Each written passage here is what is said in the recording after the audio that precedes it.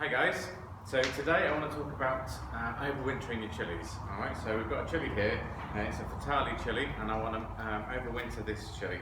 So what I first need to do is I need to remove any of the fruits. There's a couple of fruits left on here, I need to get them off. So literally just take those fruits off. Alright, and then once you take the fruits off, just keep them somewhere safe and enjoy those fruits. So if we look at the plant itself, what we need to do now is consider how much of the plant we can cut down for winter. So you can leave it as it is and then it will continue to grow next year, but cutting it back will give it a head start for next year and it will just concentrate the growth from where you put it back to. So what we like to do is we like to look at the bottom of the plant, and you can see it's got like a woody base there, so it's just starting to get a bit woody after the first year, and that'll get more and more each year. So if you leave it for many years, it will start to look like a tree, get quite a woody base to it. So we look at the woody base and then we put about a hand span on there just to make sure there's some good green growth above that. So with a sharp pair of scissors or some secateurs, we'll just get this a nice big trim. So we'll just take off anything above that span, so we'll literally take it to the top here. There we go. Alright, and that just gives us a much smaller plant, much more compact, and it will start to shoot out from the base next year. So we'll just give it a bit more of a trim. Okay, and we'll leave some on there for it to shoot from, to give it a bit of a tidy up. It's getting into winter, but make sure there's plenty of it for the leaves and for shoots to come out from. So for the winter, you've got to then just keep it nice and warm, above 10 degrees is the most important thing. Lightly watered, not too much, okay? So what we're going to do here is we're actually going to put it into our greenhouse. Now obviously the greenhouse won't get below 10 degrees at winter.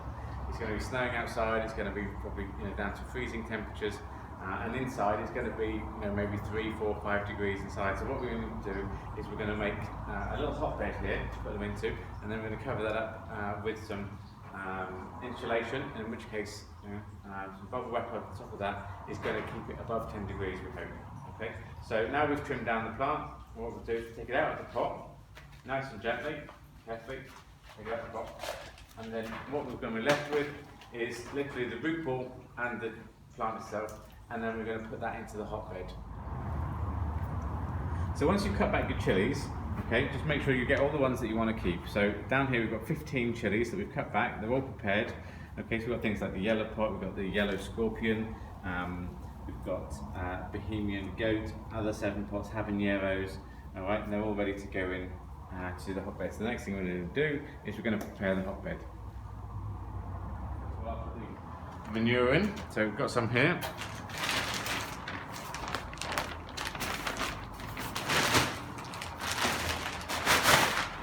Okay, so put some of that in, and then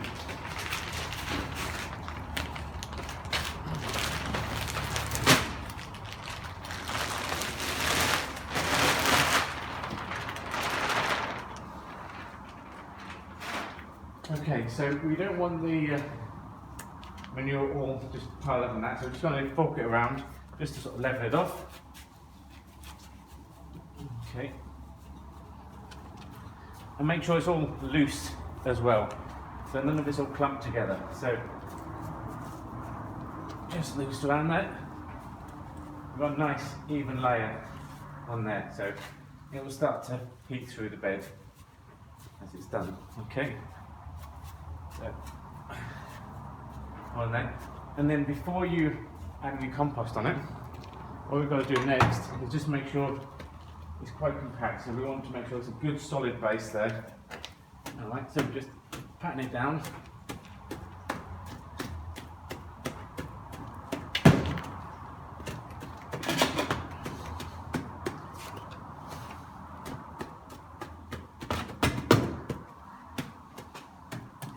Okay, that way we'll make sure that obviously the moisture is going to come up through, the water will come up through to the roots, and we'll make sure that that rots down, and hopefully as it does break down it produces some heat. Okay, so then what we're going to do is we're going to cover that with compost, and that's what we'll actually plant into.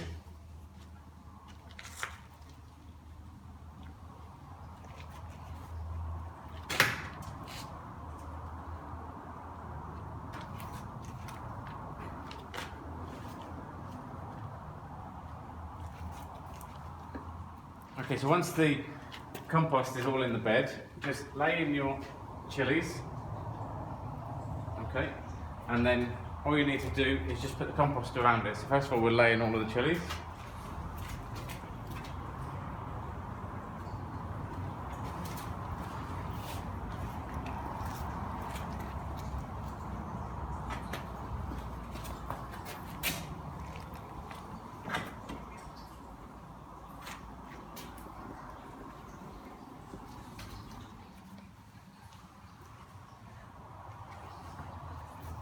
Okay, so they're all spaced out, so we've got 15 chilies in the bed, and then we just need to fill this through with the rest of the compost.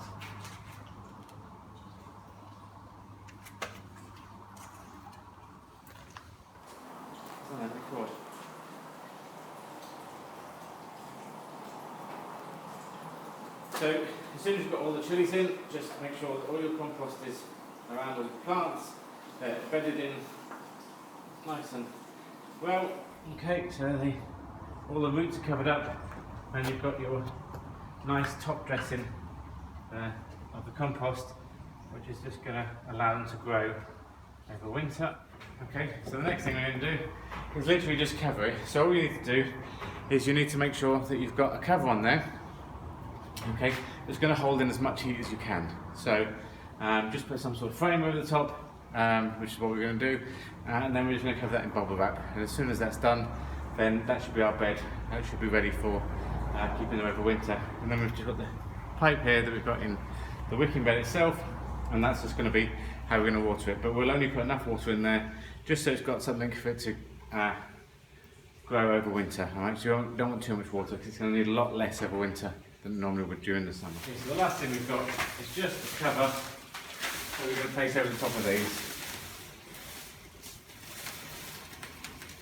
And all this is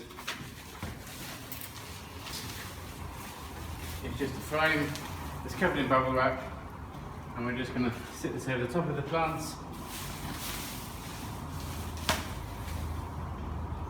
and then this is just going to allow us to keep the heat and the moisture in there. Thanks very much. If you've got any comments, questions or suggestions, then please let me know, put them in the comments below.